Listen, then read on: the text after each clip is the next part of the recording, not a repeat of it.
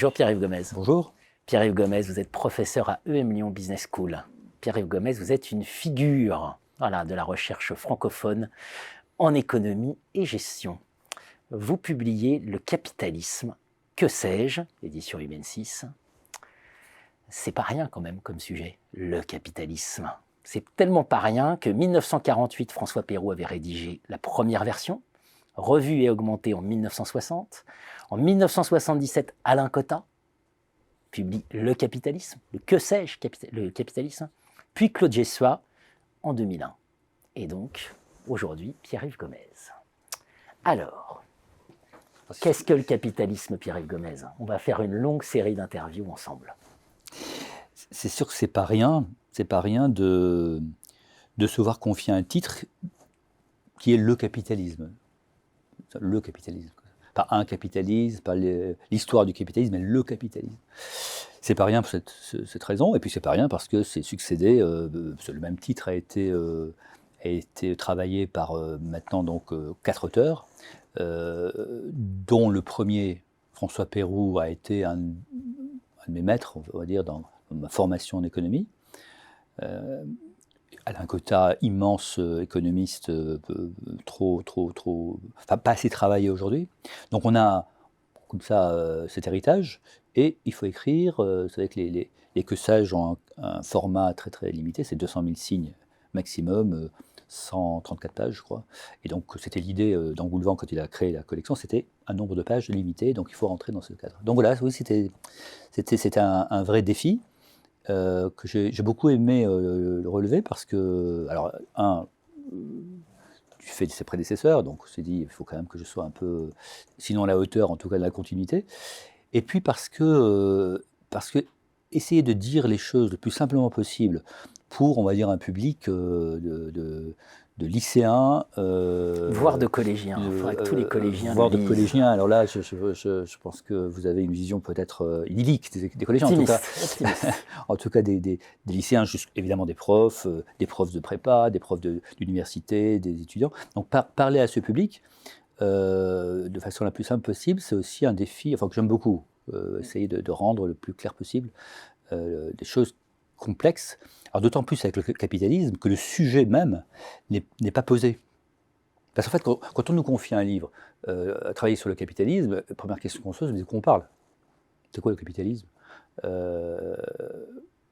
Et si on a un a priori sur ce qu'est le capitalisme, c'est que le livre est déjà écrit, puisqu'on sait ce que c'est.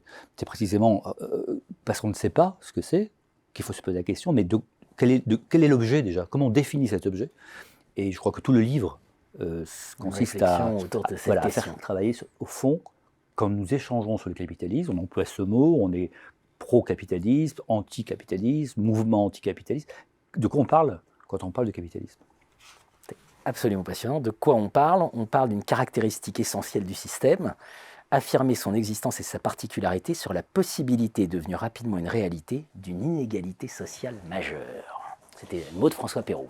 Alors, de Cotta. De Cotta, pardon. D'Alain Cotta. Effectivement, Cotta, comme Peyroux d'une certaine façon, mais Cotta beaucoup, avait axé son analyse sur l'inégalité sociale. En disant, en fait, ce qui caractérise le capitalisme, c'est que ça structure une forme de société fondée sur l'inégalité et qui accepte l'inégalité économique comme un fait de nature, comme d'autres sociétés. Puisque la propriété privée. Propriété privée et accumulation de propriété. Donc ceux qui accumulent beaucoup vont avoir mécaniquement une puissance plus importante que les autres. Donc, structurellement, le capitalisme conduit à l'inégalité sociale. Alors moi, c'est pas mon angle. Je reconnais évidemment, il est impossible de ne pas reconnaître que le capitalisme a produit d'énormes inégalités sociales et, je dirais, substantiellement produit de l'inégalité sociale. Mais c'est pas mon angle d'attaque. J'ai voulu comprendre pourquoi on y croit. Voilà. Alors d'abord, suivre la leçon structuraliste, la leçon de Lévi-Strauss, de Mauss. On regarde un objet et on regarde un objet comme étranger à l'objet et émerveillé de le découvrir. Il ne va pas de soi, il n'est pas naturel, je ne sais pas ce que c'est, et j'essaie de comprendre comment il fonctionne. sans a priori, en essayant d'avoir le moins possible d'a priori sur ce qu'il devrait être ou sur ce que j'ai lu qu'il devrait être. Un peu comme quand on découvre une tribu, le monde sauvage, puisque fait référence à Lévi-Strauss, on regarde sans a priori et en étant le plus empathique possible avec la façon de fonctionner. C'est ce que j'ai essayé de faire avec le capitalisme. D'où ce ton neutre qui n'est ni pour ni contre, ni démonstratif, ni dénonciateur, et simplement essayer de montrer comment les mécanismes se sont ajustés dans l'histoire pour créer un objet qui, en 1902 seulement, a été connoté d'un terme, le capitalisme. Parce que le sens de démarrage, c'est ça, c'est-à-dire que comment appréhender un objet qu'on ne connaît pas. Eh bien, il faut se poser la question, je crois, à quel moment on s'est dit, ça c'est le capitalisme. Or, c'est très tardif.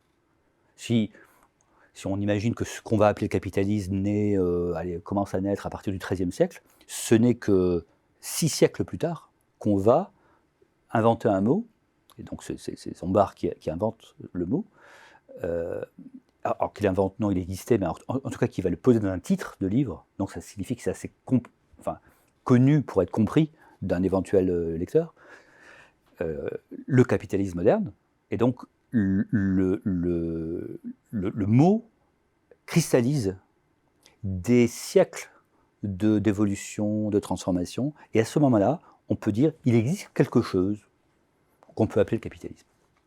1902. Le mot communisme existe avant le mot capitalisme.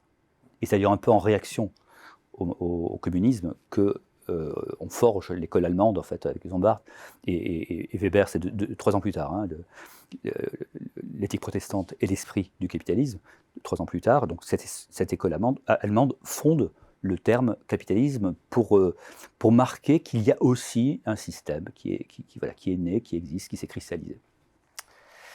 François Péroux parlera de mots de combat, concernant le capitalisme. Vous écrivez, en perdant son meilleur ennemi, le capitalisme est ouvert à un doute radical sur lui-même, d'autant plus angoissant qu'il semble privé d'alternative. On va rentrer en profondeur dans cette question. Merci Pierre-Yves Gomez. Merci.